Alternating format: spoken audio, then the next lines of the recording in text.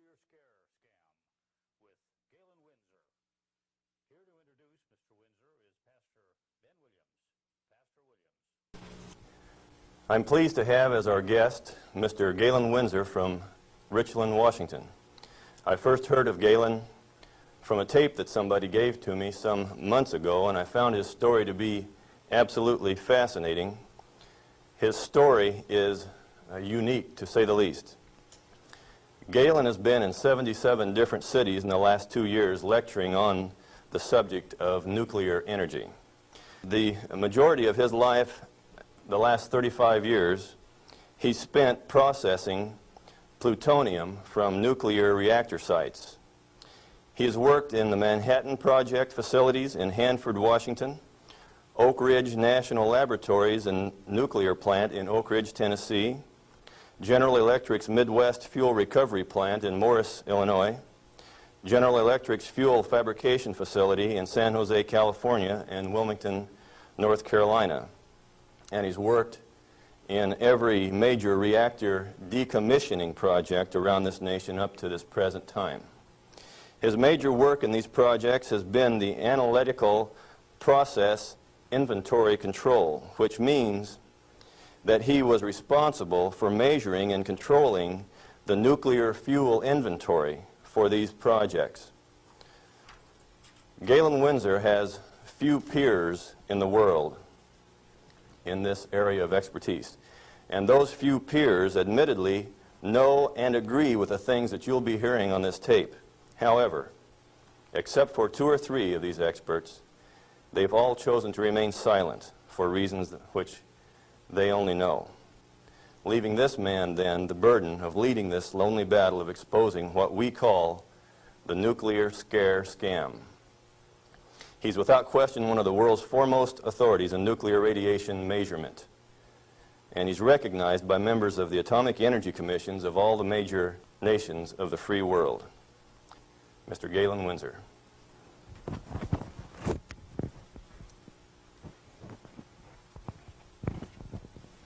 God bless you. Thank you, Ben.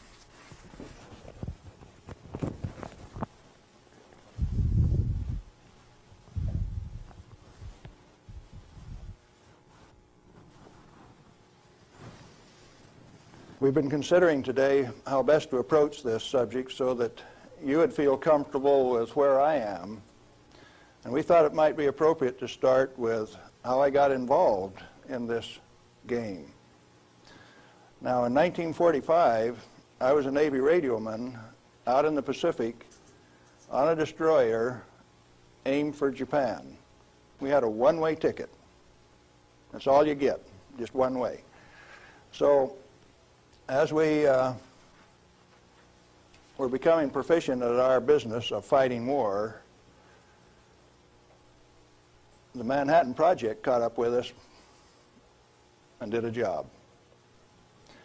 Now, the weapon that was dropped on Hiroshima, Japan in August 6, 1945 was a U-235, fully enriched U-235 weapon, where the material was separated and purified in Oak Ridge, Tennessee. The one that was dropped August 9th on Nagasaki was a plutonium weapon made at Hanford. But to those of us out in the Pacific, it was quite interesting. It had a ticket on it that says, "You get to go home." I was impressed. Now, I was stuck out on Guam after the hostilities quit and was running a radio broadcast that communicated with 4,500 ships west of Pearl Harbor. Quite a few to listen to every dot and dash that I made. So I was used to having people listening to me. They couldn't see me, but they could sure hear me. I had all of the good messages that were to come to them. Fleet movements to Red Cross messages. They came along one day and says, "We'd like to have radiomen to go down to Eniwetok for the atomic bomb tests." Not me. No way. I want to go home. So they went through and they took every 3rd radioman to go to Eniwetok. I didn't go. They let me come home. But I wanted to go home. I had a driving need within me that says, hey, that big firecracker, I want to know how it works. I want to know everything about how it works. So, back to the ranch in Nevada where I grew up and stacked hay all summer, gained back the 40 pounds that I'd lost out there in the islands. Into Brigham Young University in the fall of '46 in chemistry classes. Dr. Joseph Nichols could make an old farm kid like me love chemistry. I hadn't had any chemistry in high school, but the way Joe Nichols taught it, I wanted to know. So chemistry it was. And some neat guys like Carl Eyring taught me physics. And along in '47, I ran across a cute blonde from Richland, Washington. Now this girl had been telephone operator for General Leslie Groves and Dr. Enrico Fermi on the Manhattan Project. She got to put through the calls to Franklin Delano Roosevelt for these guys, so she talked personally to FDR. And she told me some of the stories like you've never heard. She says, oh, in those canyons, great things are done. This cowboy from Nevada couldn't even imagine what she was talking about. Well, in 1947, after we were married, I ran until she caught me. But I wasn't going to get married anyway. I wanted to get my education. I had to get on with this thing. And so we went to Richland, Washington for the first time in September of 1947. I saw that those buildings she was talking about were there. 1,000 feet long, 11 stories high, 5 of them below ground. Tremendous things. And people all over. Camp Hanford in those days was a whole army camp just there to secure that place, to provide security. Thousands of soldiers. You move around out in the desert and up out of a foxhole would pop a soldier with a gun in his hand. There wasn't any horsing around. It was all business. Back to school.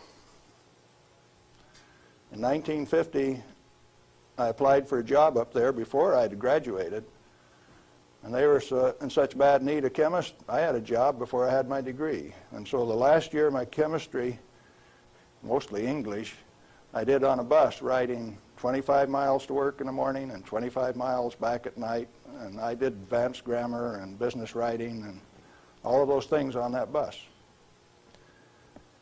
But in September 1950, I got into this thing called plutonium processing when we did it barehanded, without instruments, without coveralls. We had some of the most peculiar acid burns in some of the shirts, and I found one of those the other day. It's got acid burns all up the front of it. Plutonium on it, too. Amazing. That was normal operation in those days. We ran those facilities, and we ran them so well that by 1965, we had separated enough plutonium when it only existed in the parent uranium matrix to a half of a single weight percent, 0.005 weight fraction of plutonium maximum in that fuel. And we processed enough tons of uranium to recover enough plutonium by 1965 to meet the weapons needs of this country 10 times over for the foreseeable future. Now we're talking about a massive amount of work. Hands-on, do it type thing. And there was a couple thousand of us, and we were just happy as could be, just working like mad, making those plants run 24 hours a day, 7 days a week, in a community that ran on shift work, A, B, C, D shift. The whole community that way. A wartime community, people dedicated to doing a job, and we were doing it, and we did it well. No pretense. Oh, yes, there were. Out in the reactor began to sneak in people who wanted a radiation monitor behind every reactor operator. Why? We know how to make these things run. When we got a metal fuel element stuck and it fell down on the trampoline back of the reactor, we'd go in with our feet and kick it off into the pool, smoking, burning. If you didn't have an instrument, you didn't know it was too hot, so you just went in and kicked it. Finally, along came a rule maker that says, thou shalt not do that. You'll get burned. Oh, I didn't get burned when I did it last week. But you exceeded the limit. Well, where did this limit come from? Turns out that in 1934, the International Commission on Radiation Protection fabricated a limit for X-rays. It was no longer permissible to be burned by them, erythema, reddening of the skin. You now had to keep a limit called 0.2 of an hour per day. How much is that? Well, you've got to have one of these Beckman instruments to read it, and you have to keep time of exposure. You know, there are 4 requirements on this thing: the size of the source, therefore the strength of the source, the distance from the source, the time of exposure, and the intervening shielding to keep from getting burned. Oh, fine. We've been doing this thing for years now, and we've never been burned. Why have we got these rules? And they says, yours is not to ask questions, yours is to do and die. Don't you ask questions. If you do, you might disappear. Those who broke the rules didn't appear the next day. Military rule? Oh, yes. Absolute. What was your appeal? And people you were working with one day, when they weren't there the next day, you didn't go inquire why. You were just grateful you still had your work to do, and you kept right on doing it. Now, this is in the United States of America.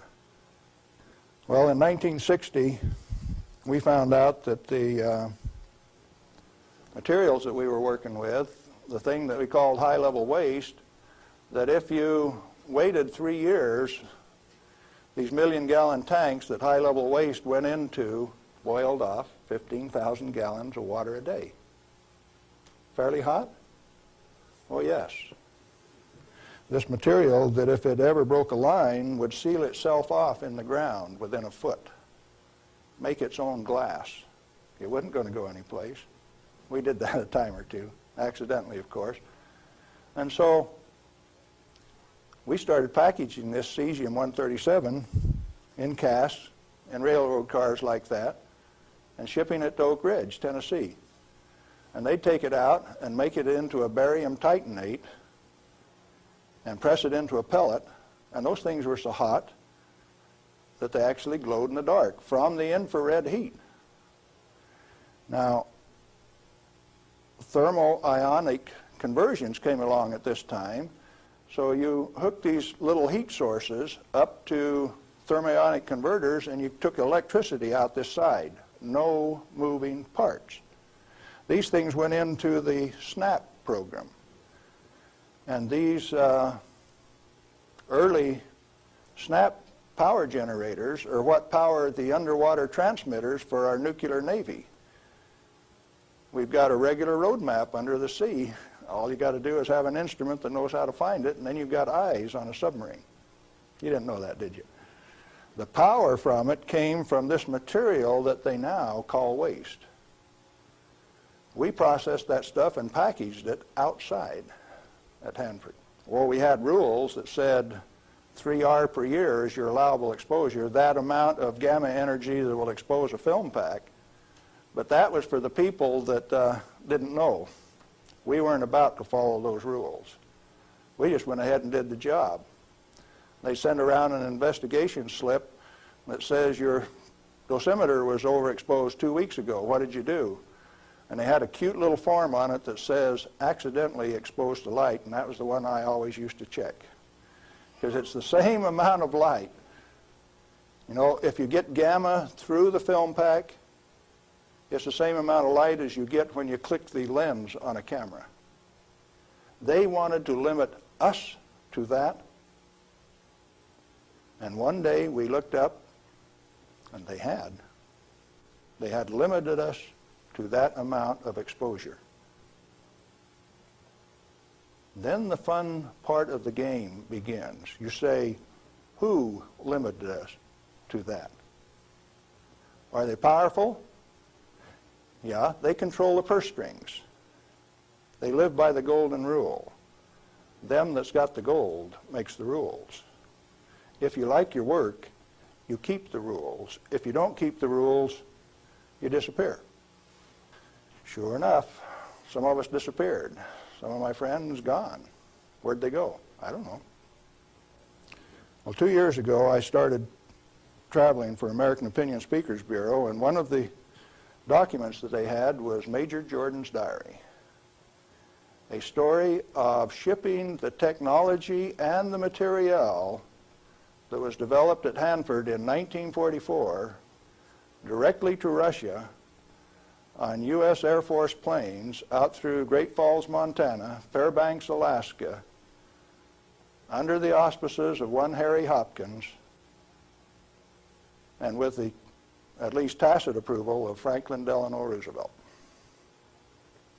Now what are you going to do? That thing that we had been doing and feeling so good about had been shared at no expense with Russia. You go back and you check the record and you find Russia did not develop their own nuclear atomic weapon until 1949, even when we supplied them the material and the knowledge. 4 years after we touched them off at Hiroshima and Nagasaki. We weren't happy with that. We were just happy doing our job. Well, in 1965, General Electric was ready to leave Hanford. I'd worked for General Electric for that 15 years, and they took me out to California, San Jose, and we had in mind to design and build this nuclear fuel reprocessing plant at Morris, Illinois. They told me they were going to build it at San Luis Obispo. That's how they got me away from Hanford. But that was just to get me away from Hanford. I got to design the sampling analytical system for this plant. The sample cell was the hydraulic heart of this place. I got to dictate where they put the columns, how high the columns were in relation to my sample cell. One man standing in front of a lead glass window could sample any liquid stream in that whole plant. It took crews of men at Hanford to do the same thing. I wasn't happy with that, so I built an efficient system. I got to design that. I got to build it. Conceptual design, detailed design, build it, operationally test it. And in 1973, they says, forget it, friends, you don't get to run it. We had 170 tons, metric tons of spent fuel stored in the basin. And the then President of the United States, do you remember who it was? Jerry Ford. Says, friends, no way, you don't get to run it. That's when I started to kick over the traces. Up to that point of time, I thoroughly enjoyed my work. I had no limitations, practical limitations. I had all the money to spend. I was in charge of the design effort. I built it the way that I wanted to because it was technically correct. All I had to do was check with engineers and make sure that it was right.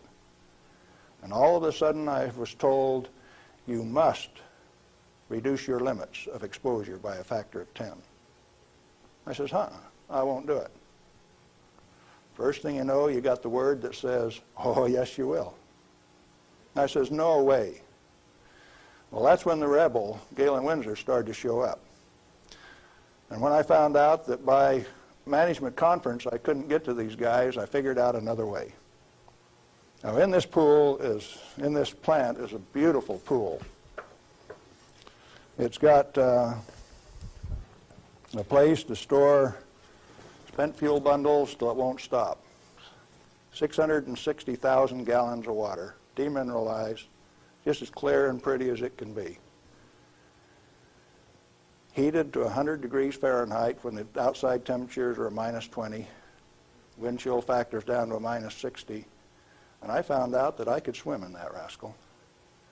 You turn off the lights at night and it had a light blue Cherenkov effect.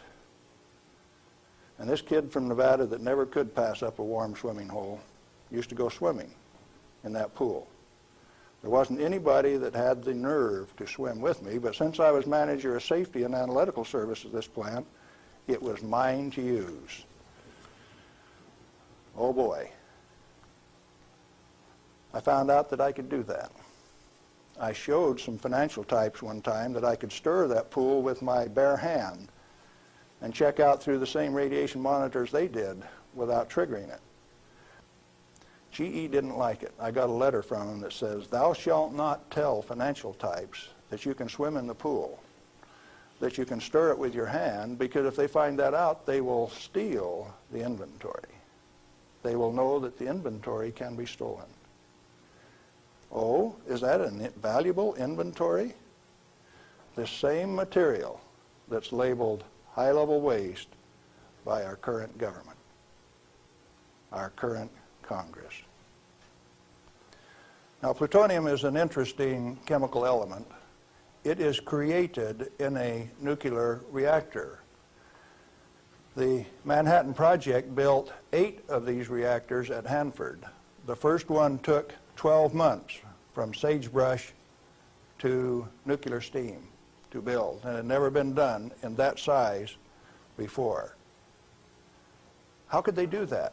Why did they do it? To create this element called plutonium.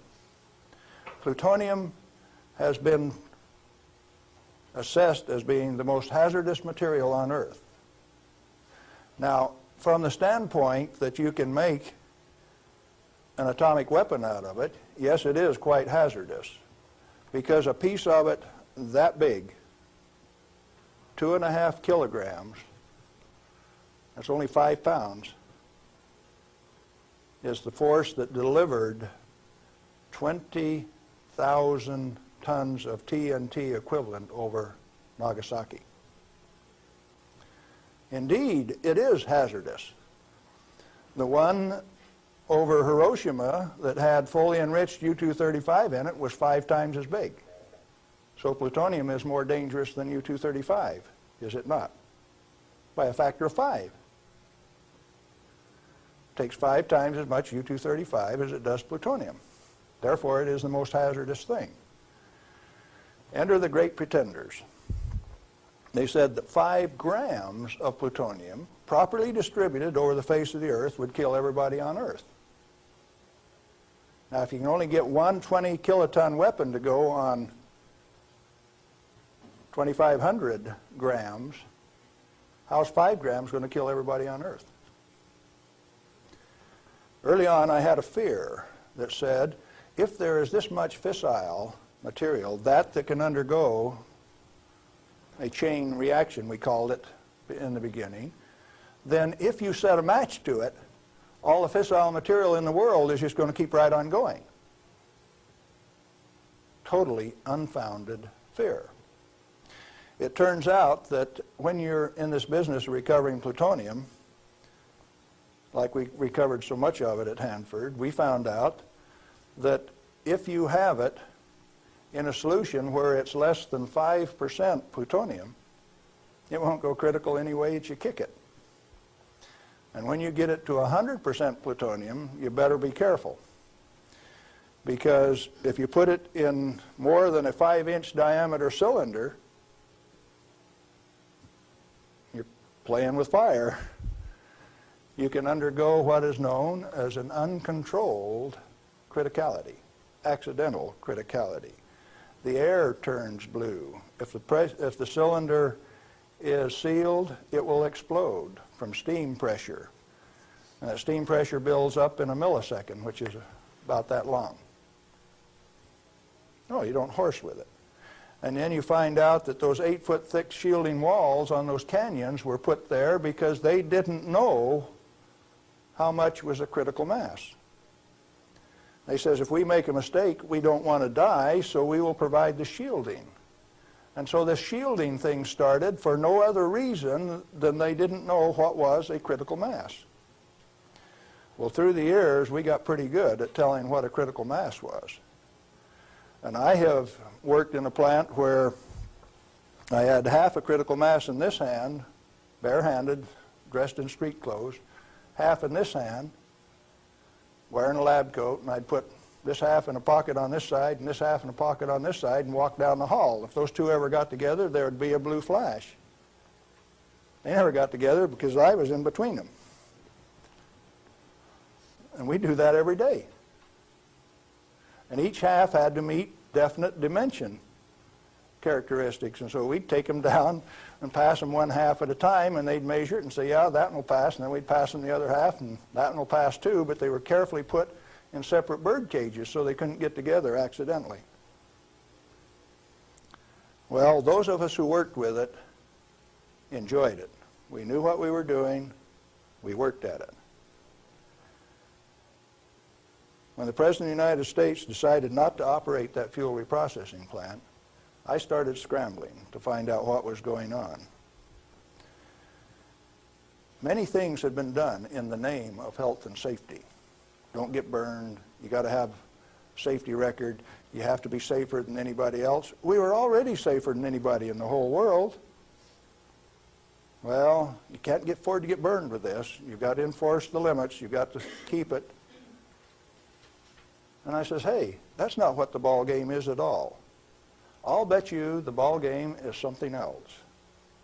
And in 1982, when the Congress passed the Nuclear Waste Policy Act of 1982, a guy by the name of Mo Udall, I don't know whether you people in Arizona have ever heard of him or not, authored that bill.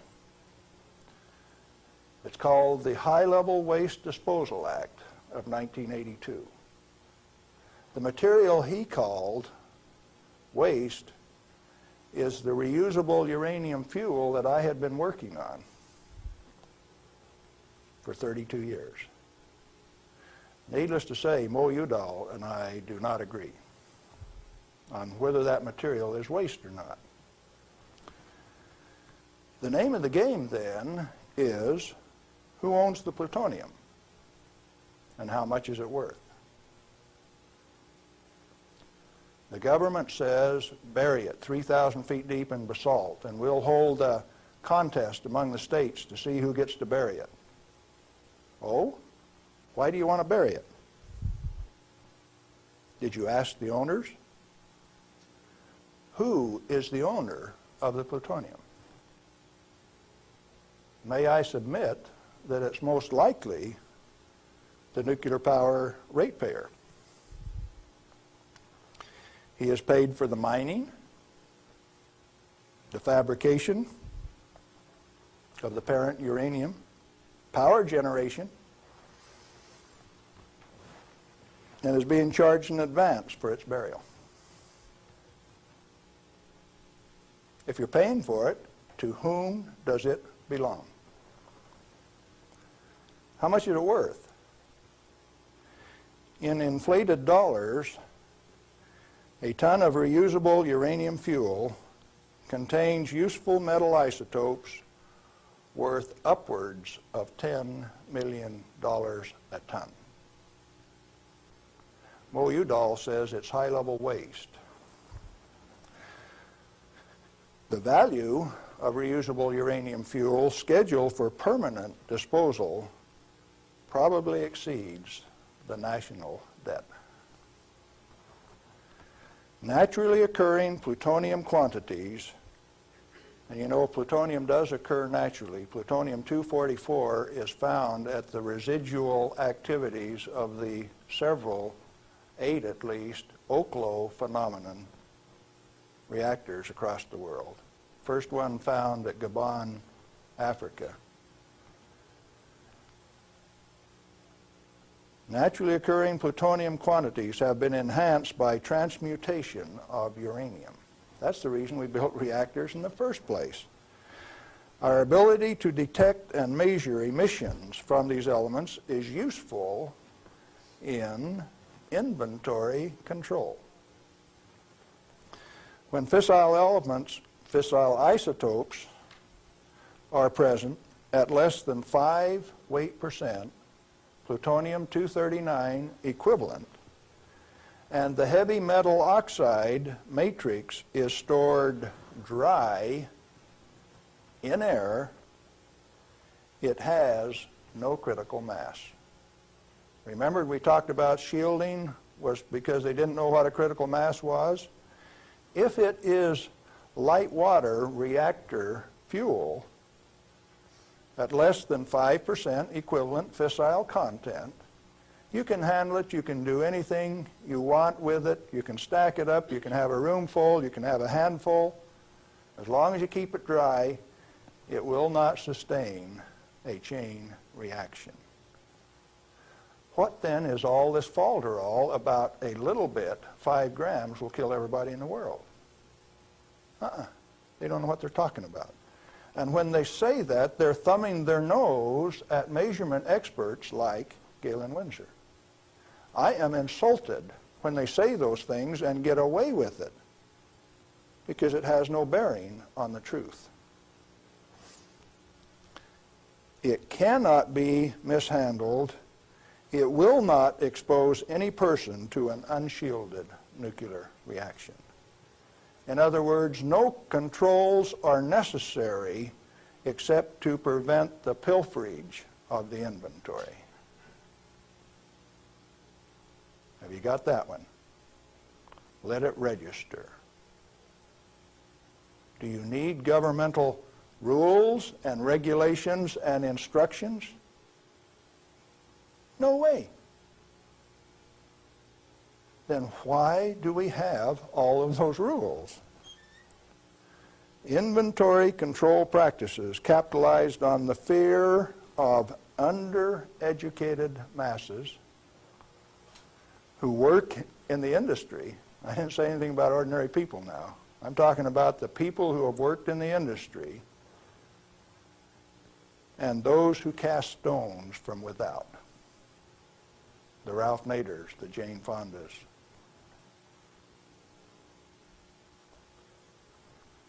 Now, it doesn't take you much thinking to find out that maybe the industry is the source of the problem. The industry is the one that made up the committees that made the rules that the Congress enforced. You ever thought of it that way? The strangest kind of feather bedding that's ever been dreamed up, it makes the railroad engineers look like pikers. The only amounts of fissile process materials that are of health concern to the handlers are those that can accidentally cause an unshielded nuclear chain reaction, or that will cause erythema from the shortest wavelength, highest frequency, and therefore the most easily shielded ultraviolet light emissions of the electromagnetic spectrum. Big words. Let's see what they mean. The emissions from uranium, plutonium, cesium, all of those things are only important if you assemble an amount that if you get this amount and this amount together, it can go critical. You can get a blue flash and therefore get burned. And that's happened 34 times in the business, and 8 men have died as a result of that. Accidental criticality. Documented in Los Alamos document 3611, if you want to check the source. Or if you've got enough of it together that it's giving off ultraviolet light of this particular wavelength and frequency without any intervening shielding, enough to burn you, sunburn you, erythema, reddening of the skin. If it's less than that, if the effect is less than that, then what is the problem? excessive government regulation. That's what's the problem. Tritium, heavy water. Deuterium is hydrogen 2. Tritium is hydrogen 3. If you let an inventory get away from you, what's going to happen to it out in the biosphere? Nothing other than it will become diluted and join the naturally occurring inventory of tritium, because tritium is created in the upper atmosphere by sunlight. We have a natural inventory of tritium. Then the only thing that happens when you release tritium, which is the trigger mechanism for bombs, it's the source of the push that makes it go, is that you lost a valuable inventory. Then what of these people that are pretending that a little bit of tritium is going to do you in? It is not so. What are those 2 points? Only if it is an economically recoverable concentration, or if it has a natural reconcentration mechanism. You know, there isn't any one of the radioisotopes out there that has a meaningful level of reconcentration in any of the species, not even the oysters in the bays in Maryland, below Calvert Cliffs. Why then are we still playing this game that any amount of this material is of hazard? Reusable uranium fuel, which has been isotopically enhanced in power-producing reactors, is a valuable national resource, not a high-level waste. The utility operators recognize the future worth of this commodity. Mo Udall, in that Nuclear Waste Policy Act of 1982, imposed a tribute of $1 per kilowatt hour, $1 per megawatt hour on all electricity produced in a nuclear plant, so that they can research and develop methods to throw it away.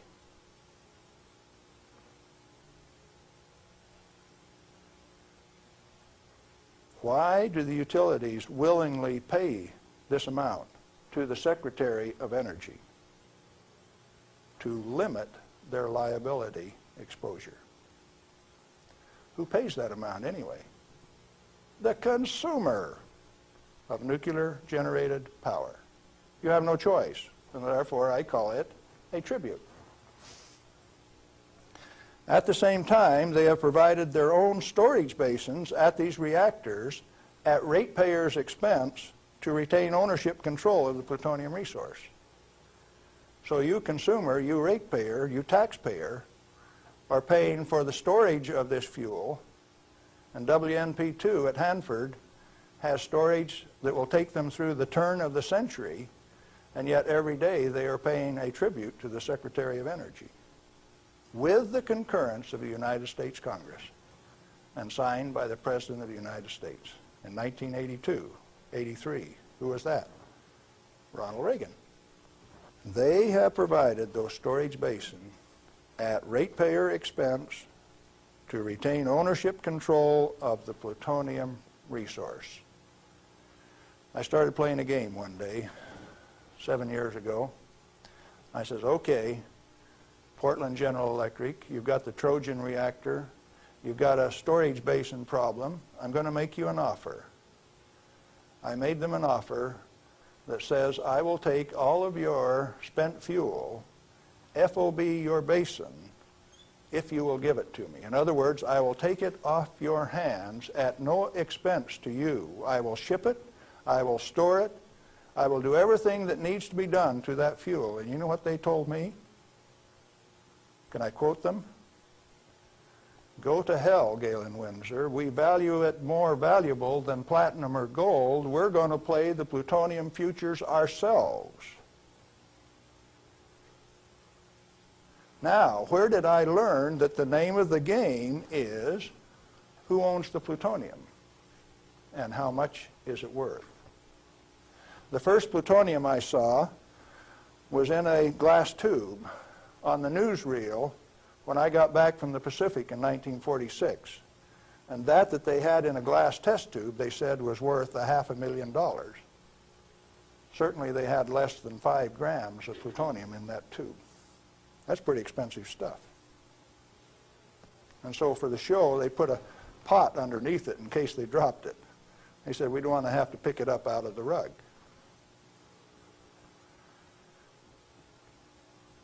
When it was decided for us not to operate this plant, plutonium was guaranteed on buyback by the federal government at $43 a gram. That's quite a price drop, don't you think? When that price guarantee went away in October of 1971, the price of plutonium became $10 a gram. It steadily went down to where its present worth on the market is a minus $2 a gram per year. That's what it costs you to hold on to a plutonium inventory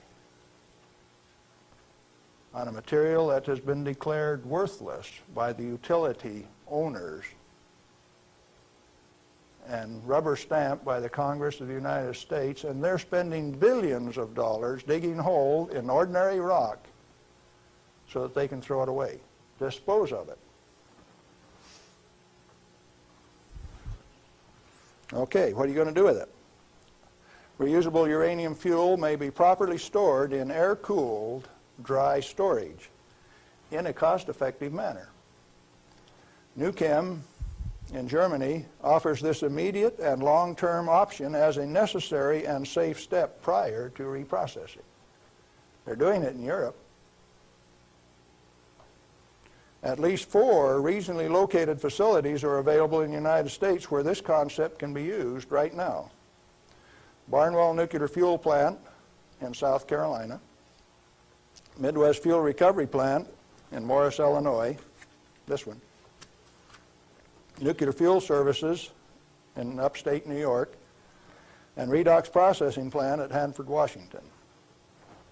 These fully shielded, already radioactively contaminated storage areas have secure, limited access.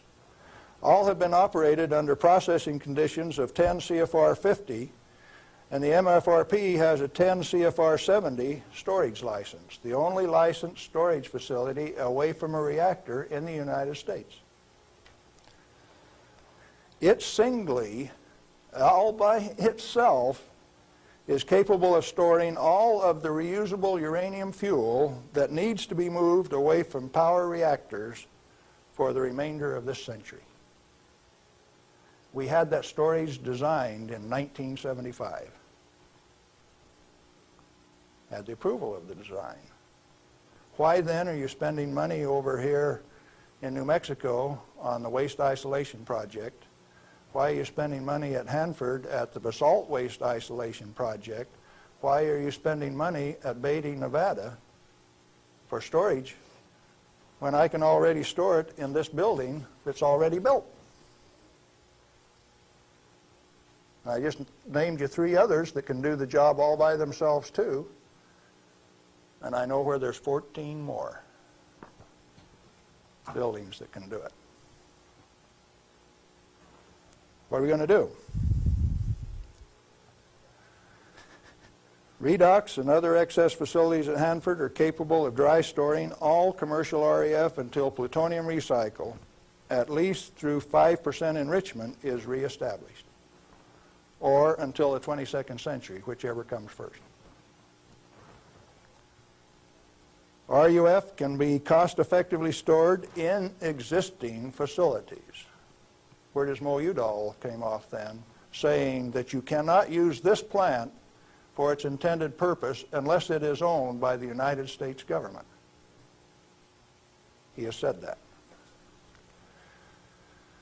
The waste isolation projects are politically mandated wasting of national energy and construction resources. Plutonium proliferation by diversion of stored reusable uranium fuel is of minor importance compared to global availability of fully enriched uranium by laser isotopic separation. Let me explain that last thing that I said. Jimmy Carter said you can't ship plutonium to India, but in the same paragraph said you may ship them fully enriched uranium. Oh, Jimmy Carter, that peanut brain, what did he just say? He says that when the Israelis took out the reactor in Iraq, they had fully enriched uranium from France, and they says those rascals, those Iraqis, are going to take that fully enriched uranium, put it in that reactor, irradiate it to plutonium, and therefore have to recover the plutonium in a plant like this, and we stopped them when the fully enriched uranium makes a better weapon than the plutonium in the first place. Now, when the President of the United States says things like that, and when the press gives it credibility, I get insulted. And right after I get insulted, I get angry. And I've been angry for quite a while now. And finally, one day, I said, my own personal security is not important. I think I'll go tell this tale. All I want is to tell my story. The commodity that I communicate is called truth. And so then I ask you a question, a very brief, pointed question. Who owns the plutonium, and how much is it worth? And then I'm going to attach on to that a question I want you to think about till we talk again. If you haven't been burned by this particular source of radiation, what is your problem? You obviously have one. Otherwise, you would join with me in telling the truth about this particular commodity. And so yes, I'm recruiting helpers. What happened to the guys who taught me the business? Thousands of them. The hands-on business. Where are they? They're still there. Why don't they talk? Who are the they that say this is the way the business is going to be run, whether it makes sense or not? Brings you the nuclear scare scam with Galen Winsor. We're back with Galen Winsor, and we're talking about the nuclear scare scam. Galen, it seems to me that from what I've heard you say that the scaring of the people is better than a lock and key to keep this stuff out of the hands of those who might be interested in investigating and keeping this valuable material hidden for just an elite few. This is probably the way that it works best. And so then the secret was to keep from letting other people know that it could be handled, because first of all, we weren't accepted by the community, and the materials that we were working with, they feared, but there were certain few people that realized its real worth, its potential to be used in ways other than to support our national defense. Let me ask you a question, Galen. Are you worried about do you have reason to be worried about your personal safety? Because the kind of people that you're describing here are powerful people. I wonder if you're still around. I wonder how much longer we can expect you to be in this game. Well, on the 13th of December last year, the NRC, Nuclear Regulatory Commission, Region 5, turned out a federal SWAT team to get me on a federal warrant issued by Bob Thomas out of Walnut Creek, California. It was kind of funny in a way. They turned out this federal SWAT team at Hanford, and they had my picture, and alongside it says, "This is an irrational individual. He poses a threat to our security. Take him at any cost." Now, the reason that I'm still here only has one logical conclusion. I have lots of help. Well, you've told us about how that you and others of your friends and colleagues have handled many times this so-called deadly nuclear energy material that the whole world is so scared of. Why weren't you afraid of it? Because we did silly things like recover some of the undissolved fuel elements out of the redox dissolver that burned a hole in it. And we went in and sampled these things by a remote process. We got it out into our hands and found out that we could walk around the lab with them barehanded and they wouldn't hurt us. And we were standing there in the lab tossing them back and forth.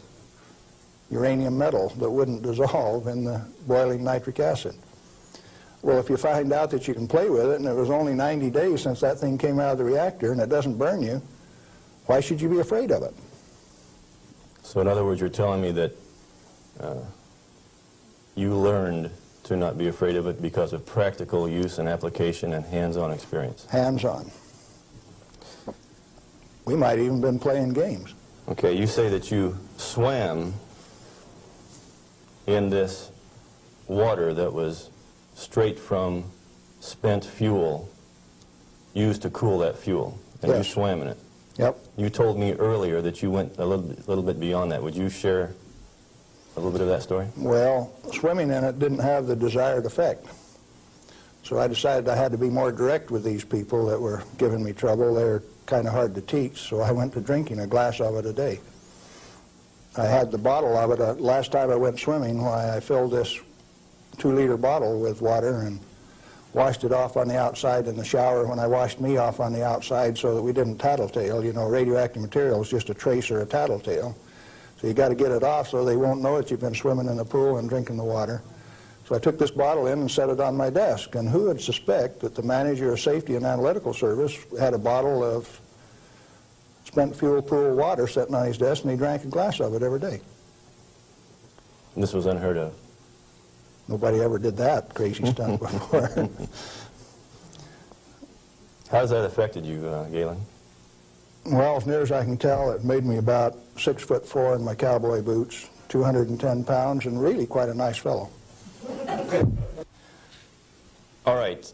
What then happened as a result of your doing this strange experiment on your desk with this water? What was the result? Can corporations have a heart attack?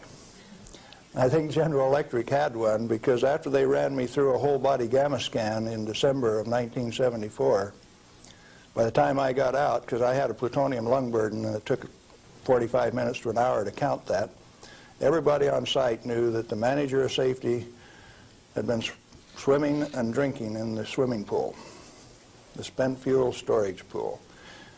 Had cesium-137 at a ferociously high level. It even exceeded the NRC's limit. And I'd been drinking it. They knew the fat was in the fire. Now, where do we go from here? Well, first of all, I got a poison pen letter from the people in San Jose. And he says, "Thou shalt not do those things. They'll find out that the inventory can be stolen."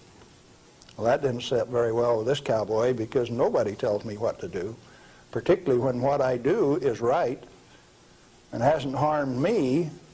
Who are they to tell me what I want to do? It just didn't sit very well. I was going to do something about that. What was your motive in this? Correct information. As an expert in the measuring system, why, it was very obvious that I knew the parameters of inventory control, the disintegration rate of each of these isotopes, how to measure them. That's how we regulated our inventory. And to have these rascals come along and start playing games with the information that I was very expert in, that I had designed the analytical system for this plant around, disturbed me a little bit. No, it made me fighting mad, and I got angry. And I have to admit, in retrospect, that for the next 5, 6 years, I was more than angry. I was hard to live with. Just ask my wife. Well, in your estimation, then, how dangerous is a nuclear reactor plant? A nuclear reactor plant is just a way to boil water that's the cleanest, neatest, most economical way to boil water that you've ever seen. And so, in my estimation, nuclear reactors ought to be insured under the same insurance policy as any other steam boiler plant, power generating plant. And to have special consideration under the Price-Anderson Act means that the insurance industry has already paid off the Congress so that they can have a ripoff, charging ever and higher insurance premiums, total coverage much, much greater for a non-existent risk. What a racket. Can a nuclear plant explode? Only like any other steam plant. Like Laughlin, Nevada had a steam explosion. It's a coal-fired plant, but 6 men were killed there last year. That could happen at a nuclear plant, but as far as an atomic explosion, good heavens, no. No way. What kind of accidents can actually happen at a nuclear reactor generator plant? You could lose your moderator and the reactor would shut down, the control rods would stick in and you wouldn't be able to start it up.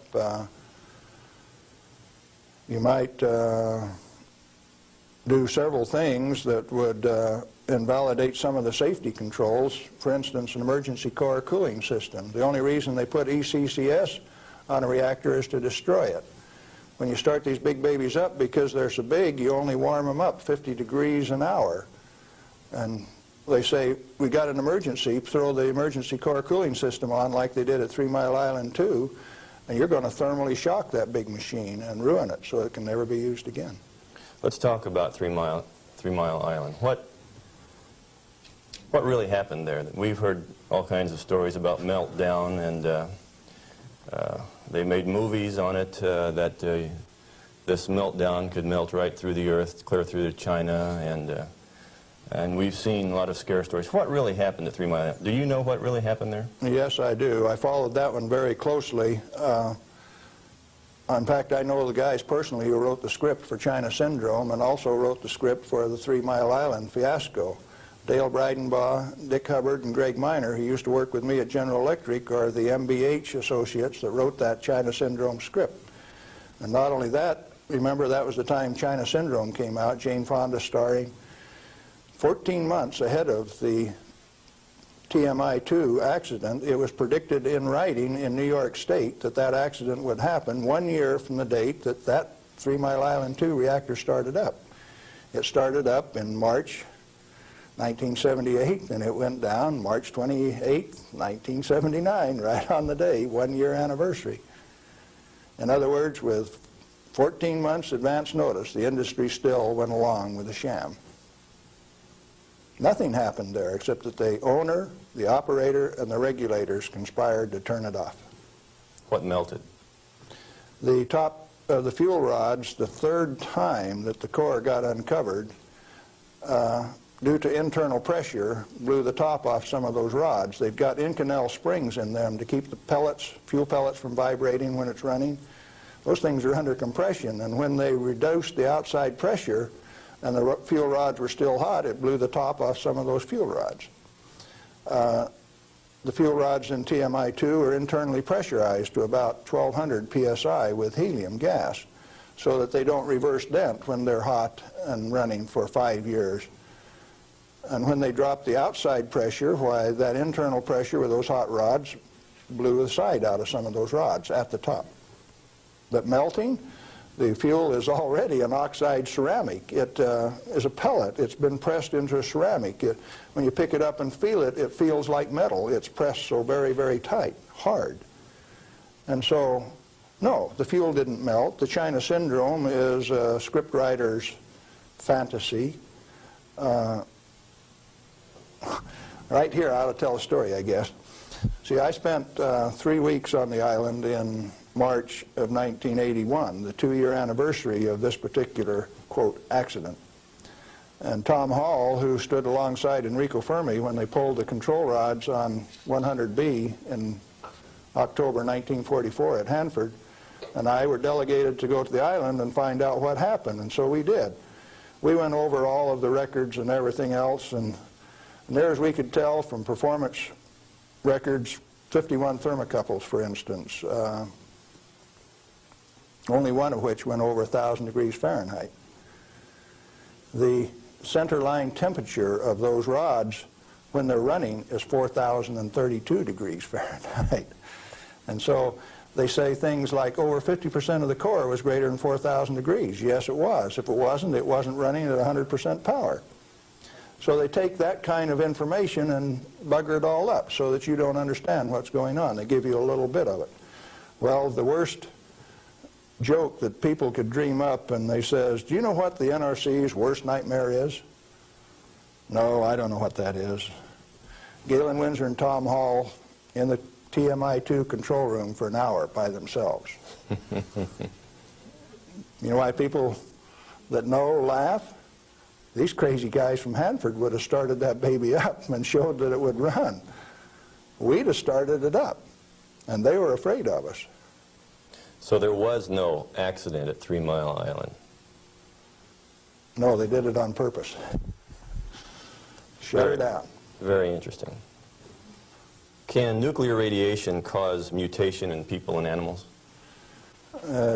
If a cell gets too much radiation, it dies. And so if it is a sperm or an ovocyte, why, they die. They don't reproduce, and there are no mutations. I think the good Lord built that safety factor in.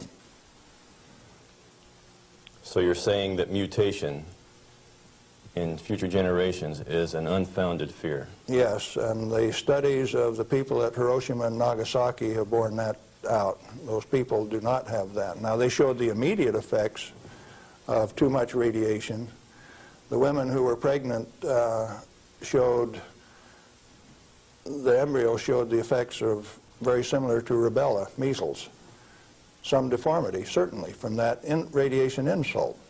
But that's not the kind of mutation that's going to go on to the next generation. Galen, what and where are these burial sites, and what's in them for this so-called nuclear waste? I've been hearing stories about stainless steel containers buried in concrete under the ocean, boiling for over 2,000 years. That sounds like a real story. Let me start out by saying there are no nuclear waste, only materials created in a reactor to be recovered and used beneficially. Now, high-level waste is radioactive and self-heating. And so fuel, reusable uranium fuel, fits that definition. But if you disregard its intrinsic worth, why then, yeah, it would fit the definition of high-level waste.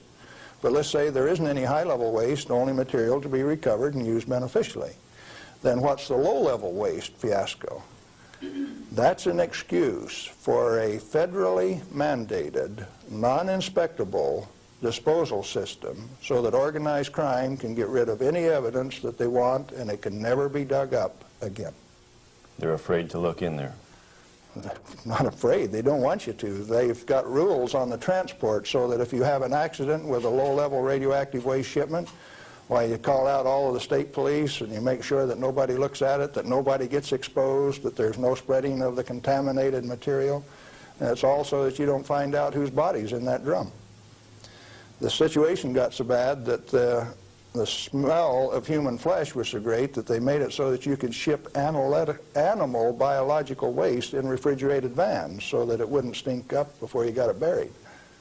What is then in these low-level or high-level or whatever containers under the ocean? Nothing. But if you see, they were one time dropping barrels of radioactive waste off barges in the ocean. Do you know what was in them?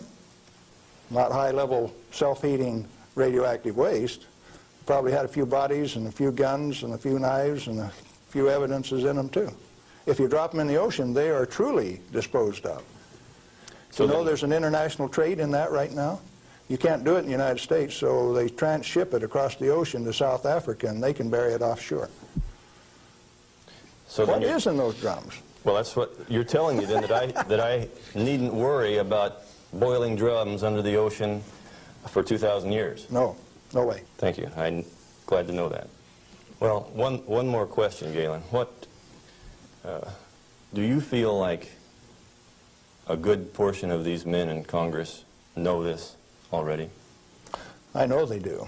I went there 4 years ago and sat down with the Senate legal staff and told them my hour-and-a-half long sad story, and Sam Bollinger, one of the lawyers, stood up and he says, "Galen, if I understand you right, why, you want us to have President Reagan snap his finger and make this thing come up straight." And I says, "Hey, Sam, terrific. Go ahead and do it." He didn't take that challenge. He says, "No, I'll tell you what, Galen, industry likes it the way that it is." I said, "Sam, you really know how to hurt a guy." And he says, "Well, if we change it, what are we going to do for an encore?" Yeah, they're fully aware that this thing goes on as far up as the President of the United States. It's the way that industry wants it. The industry is its own problem then. So the question is then, what is the industry? What is the real story here? Is this an industry of nuclear energy? The industry has been ripping it off for years and years. In 1975, we knew that large nuclear reactors were dead, that large is not the way to go. The way to go is small, mass-produced nuclear reactors sitting right in the middle of town, one every 10 blocks, producing power. We haven't built a reactor right yet. It's time that we do it. Why haven't we? Because of a federal energy cartel. These guys control the amount of electricity, the availability, and the price. And they say, you do not have a choice. I have a choice. I'm going to take one of those decommissioned nuclear subs up in Puget Sound, refuel it, and generate my own electricity. Save the government $5 million because that's what they want to throw them away. I will use it for my own power plant. Quinn Millian up in Omak, Washington, and I are moving on that, and if one of these days I hook one of them up to Pier 91 in Seattle, don't be surprised. Well, good luck.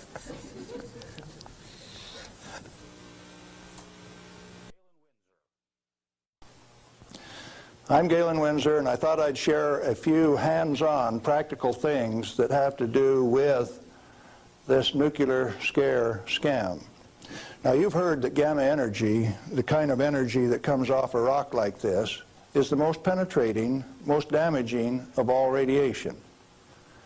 And not only that, here is uranium, the parent of radon, and they say if you can measure, detect radon in a home, then it's bad. If you exceed the EPA's limit, it's reason to run you out of your home. Spend $13,000 like they did with Stanley Watrous' house in Pennsylvania the other day to get rid of the radon, to ventilate it out through. Ridiculous. Let's take them one at a time. This is a rock that I picked up in Natarita, Colorado. 16 weight percent uranium. High-grade uranium. Hot. I read a thing the other day that says they had high-grade uranium, and lo and behold, it's too hot to transport, so they had to bury it on site. Oh, wonderful. Let's talk a little bit about radiation. If we can, yeah, are we picking up? If you put the probe right there, the meter goes off scale, and you can hear it, all right? Hot. Radiation, gamma radiation, is the most penetrating of all radiation. Oh, is it? All it's got between the rock and the probe is my hand. Doesn't count so pretty much, does it? Or if I put the rock behind me?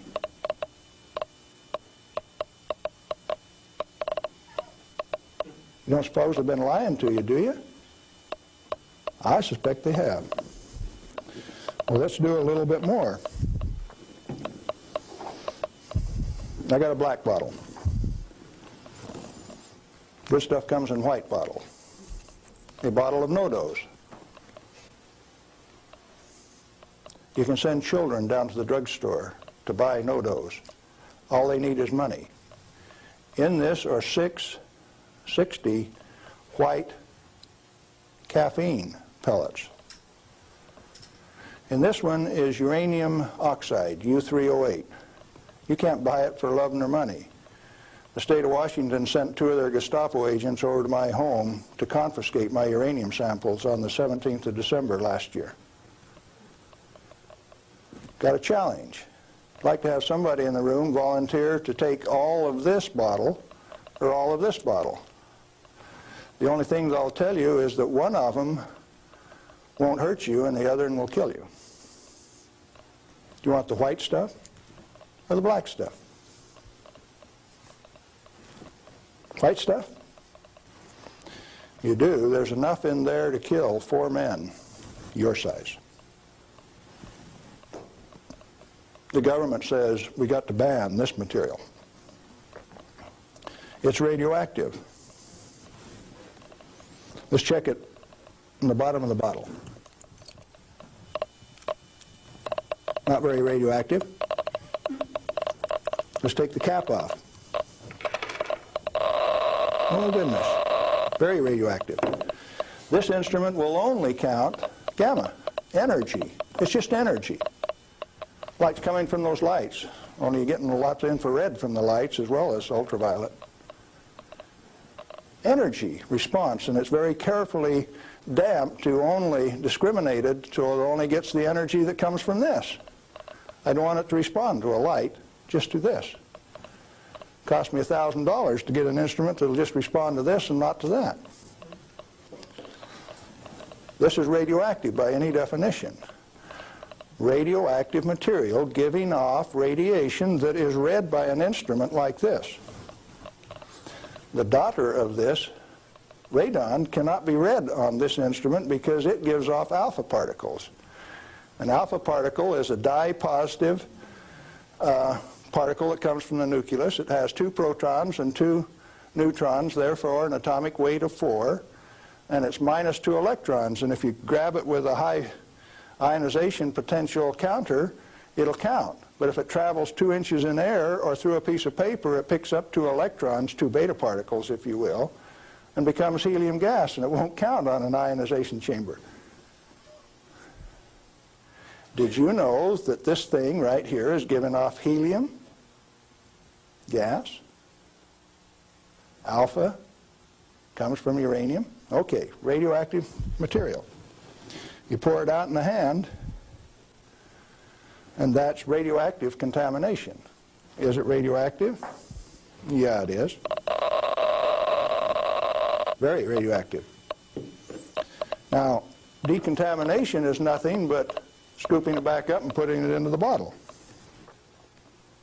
I just now decontaminated my hand. No, I didn't do such a good job. Not good at all. Is it still radioactive? Yeah, that's called residual radioactivity.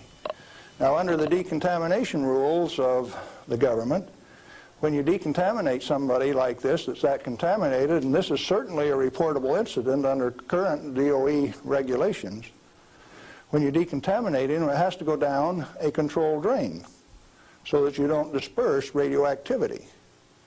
Do I qualify as a controlled drain?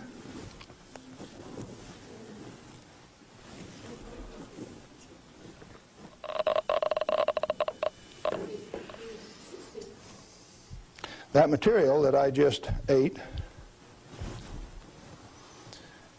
is not soluble in body fluids. Like it's been this.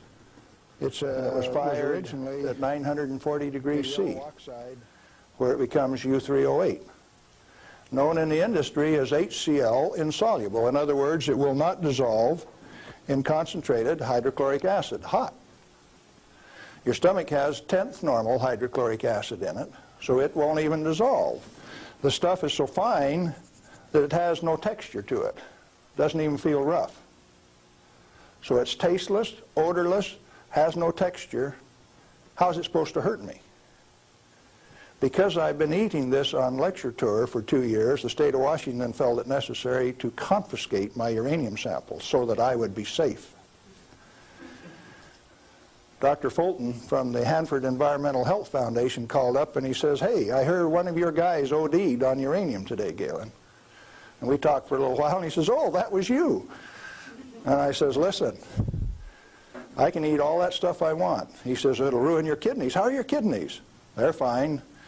Well, you should have been chelated within 4 hours. And I mean, you guys are going to follow me around the country and give me chelating agents every 4 hours after I eat it on lecture tour? He says, we'll give you any medical assistance that you need, Galen. We don't want anything to happen to you. I said, did that include turning out the federal SWAT team 4 days ago to get me? Where are these guys coming from? Well, here's a piece of metal. Density of 19.0. If you know your chemistry and physics, you know that there are only two metals that have that density: plutonium and uranium. Radioactive, pyrophoric, density of 19. Outside of a laboratory, most of you can't tell me whether this is uranium, plutonium, or a mixture of the two. Now, I said that it's heavy, and it is. Let's see if it's radioactive. Yeah, it is. Pyrophoric, what does that mean? Pyro, fire. Black on the end. The spark that just came off there is pyro, fire, burn. If it's plutonium, I just contaminated this area of Arizona in excess of the EPA's limit for 1 square mile of surface.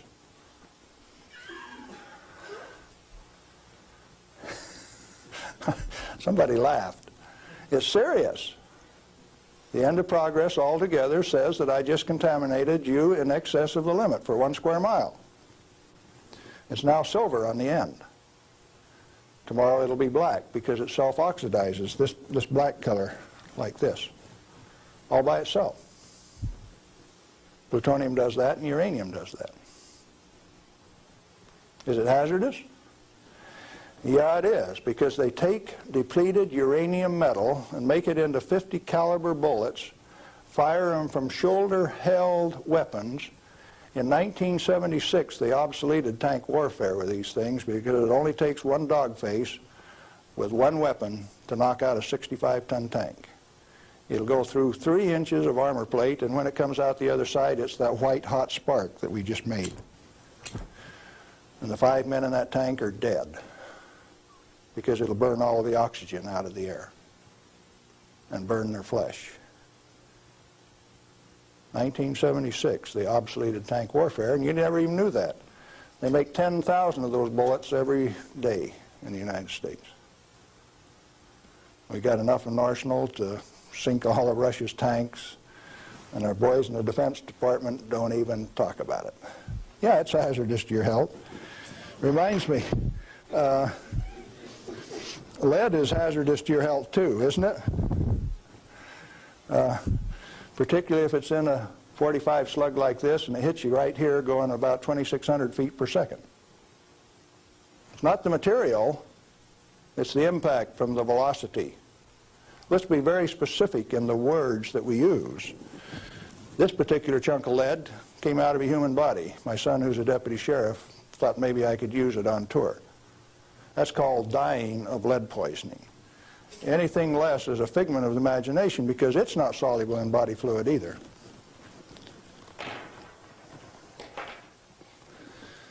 This is a pellet of cobalt-59. If you put it in a reactor into a neutron field, you can convert cobalt-59 to cobalt-60, which gives off a gamma. It becomes the source that doctors use to irradiate patients to 7,000 Roentgen for one patient. The total dose absorbed by radiation workers at 3 Mile Island in the last 6 years is something like 1,500 Roentgen. 5 times more given to a single individual in a doctor's facility. Now, do you know why I say that the federal regulations are absurd? And if you live by those federal regulations, maybe you're being absurd too? Now, a pellet of cobalt-60 this size got shipped by mistake to Mexico, got diluted into 5,000 tons of iron. Some of the reinforcing rod came up to Los Alamos, New Mexico, and they says, hey, that stuff's radioactive. Understand that this single pellet diluted roughly a factor of 1 billion was what they were reading on a detector like this at Los Alamos. And so they pulled back table legs that were in Spokane, Washington, made out of the same batch, because it was hot and radioactive and it would burn you. When the pellet itself could be held in your hand like that for a few minutes without it burning you. Now, Christ walked the earth 1 billion minutes ago. If I could stretch this pellet out into a wire and it went clear around the earth and right back here to Phoenix, 1 billionth of this amount is 1.7 inches of that wire so stretched out. Stagger your mind? It ought to. Now, let's try a little game. The EPA says that 5 picocuries per liter of air is the limit for 222 radon.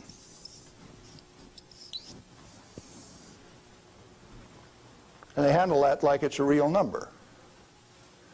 Madame Curie says that 1 gram of radium equals 1 curie equals 2.22 times 10 to the 12th disintegrations per minute, and that's the basic definition of radioactivity.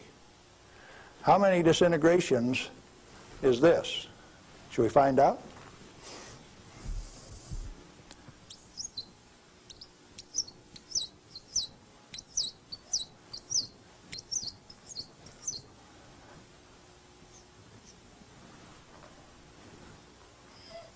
And the EPA, in its wisdom, says that 11 disintegrations per minute from 1 liter of air, you have exceeded the limit. You know what I did the other day? I've been having a little tough with some legal authorities up in my house. So I took one of these bottles of uranium like this, and I dissolved it in an Erlenmeyer flask with nitric acid. And I got a crack in the basement floor, and I squirted that whole bottle into that crack on the basement floor in acid solution so that it'll drive that counter off 3rd scale any place along a 10-foot section of that crack that I put. When they bring the radon measurement in there, can you know what the radon's going to do? It's going to go off scale in their measurement. It won't go that high. If Watrous' house with 17 times this limit in it was caused to spend $13,000 and give it national TV coverage, press coverage, think what Galen Winsor's house is like. I went to the trouble to notify my congressman about it. Mike Lawrence, the manager of the Department of Energy in the Pacific Northwest, my state representative, Ray Isaacson, and a few other astute people, including the banker and the lawyers and the appeal court. What are they going to do with that? I set them up on that last Thursday, and I come down to Phoenix, so I escaped the falderall. What I'm saying to you is that the federal regulations are absurd. The congressman that put them into place ought to be fired. They ought to be sent home. The regulators, what do you do with them? Quit paying them. The taxpayer, the electorate, elects those people to go out and do a job. Why do you continue to pay them when they're teaching you baloney? When they're putting in regulations that don't make any sense? Cut it out. Quit paying them, fire them, send them home. The term I grew up with says can them. Is it easy? Apparently not. You haven't got the job done. The majority of the Congress is irresponsible, amoral, atheistic, irresponsible. Let's see, how many more adjectives can I drum up? But that many. Let me tell you. We as the people sent a bunch of rascals out to the energy store with a signed blank check. And we say, hey fellows, if you run out of money, just go build us a good power plant. If you run out of money, come back and we'll give you another signed blank check and guarantee the payment out of the ratepayer's pocket. Tennessee Valley Authority has the most nuclear reactors of any outfit in the place. Not one of them has produced any power since last August. Browns Ferry 1, 2, and 3 in Mississippi hasn't produced any power since last March. And they don't plan on producing any power at Browns Ferry until mid-year in '86. At $1 million a day in lost power revenue per plant, and held off in the name of health and safety? Now tell me we didn't send rascals out to the energy marketplace with a signed blank check. They're still getting paid. Those reactors are all fully fueled, fully staffed, and just sitting there. Who's getting taken? The ratepayer. You're still paying more and more for your electricity all of the time.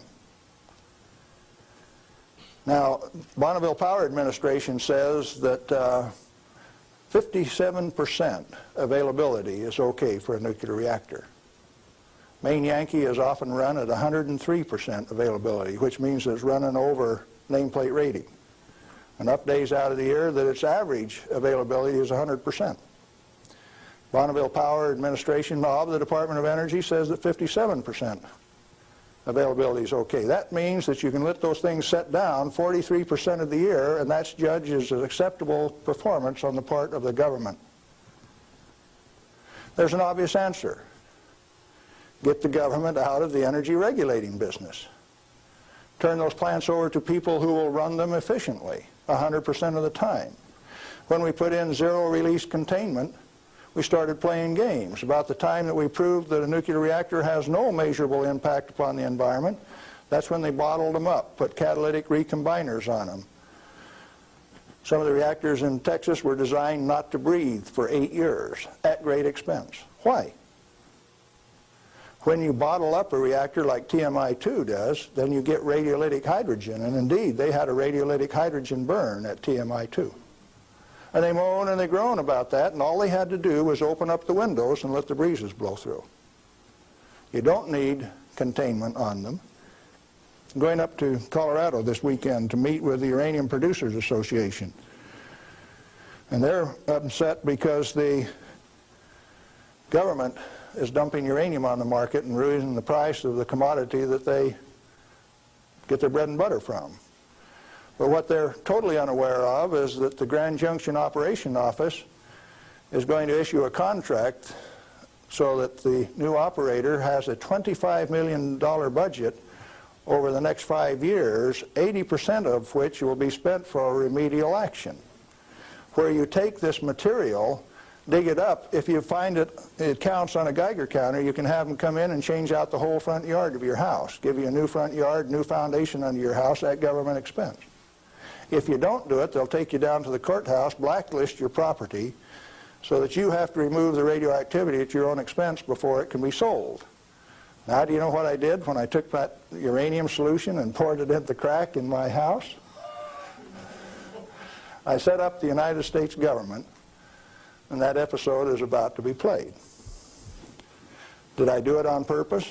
Yeah, I did, just like I used to dive into that swimming pool and drink that cesium-contaminated water. I found out that it doesn't hurt me. You need to find out that it doesn't hurt me, or you. In fact, the only reason for the existence of these big transcontinent distribution lines would be if they could compete with a small mass-produced reactor sitting in your backyard. Why don't they want you to? Because they are the federal energy cartel.